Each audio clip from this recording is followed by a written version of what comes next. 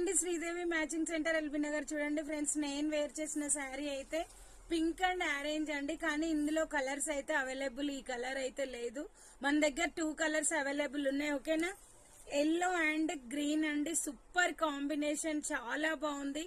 ఎవరికి నచ్చిన screen shot చేసి వాట్సాప్ పెట్టండి. ఓన్లీ ఈ కలర్ లోనే 3 పీసెస్ ఉన్నాయండి. 550 ఫ్రీ షిప్పింగ్.